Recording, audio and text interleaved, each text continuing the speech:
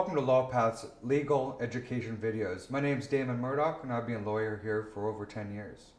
Today we're talking about litigation and what it is and what the process is. There's a lot of courts in this country and there's a lot of tribunals, so I can't give you the specifics on every single one. Even though I've been admitted in Queensland, New South Wales, and Victoria, I'm not going to get into every single one of them because that would take forever. But let's talk about the general process involved with litigation.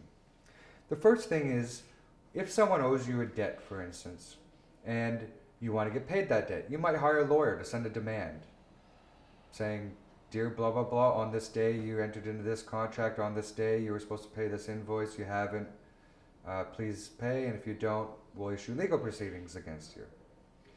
If they don't, the next step is issuing legal proceedings. What does that mean? In QCAT, NCAT, VCAT, those are the civil and administrative tribunals of each state, you file an application.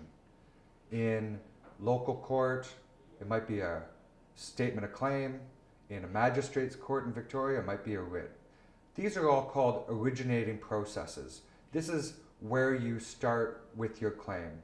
You spell out in legal terms what it is. There was a contract. It was entered into this day. These are what the terms of the contract are. On this day, I performed the contract. On this day, I issued this invoice. On this day, the invoice was supposed to be paid. On this day, it wasn't paid. And as a result of that, that person's in breach of this contract. Therefore, I ask for the money be paid in accordance with the terms of the contract. That's normally what a statement of claim will say.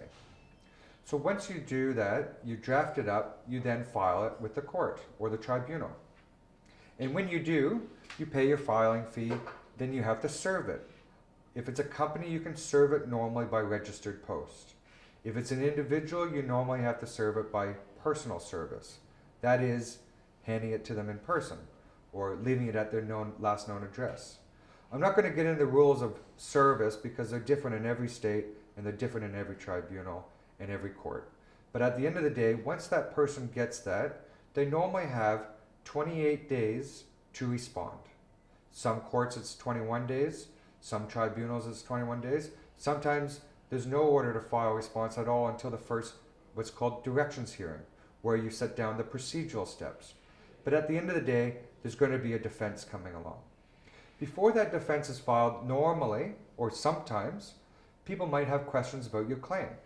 And they might say, "I don't understand this."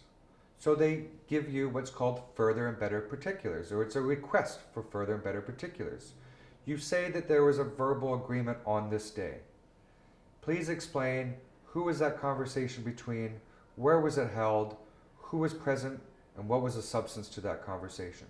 And they ask you a bunch of questions to clarify what your claim is, and then you have to respond to it, and once you do, they will then file their defense. Now, if they don't file their defense in time, or if they don't file their defense at all, or if they don't apply for legal representation or anything along those lines, there is a situation where you can go straight for what's called default judgment. It normally doesn't apply to tribunals, but it does apply to most courts. But if they do file a defense, you'll normally then have a situation where you have what's called a directions hearing. A directions hearing is where they're going to lay out what the procedural steps moving forward are.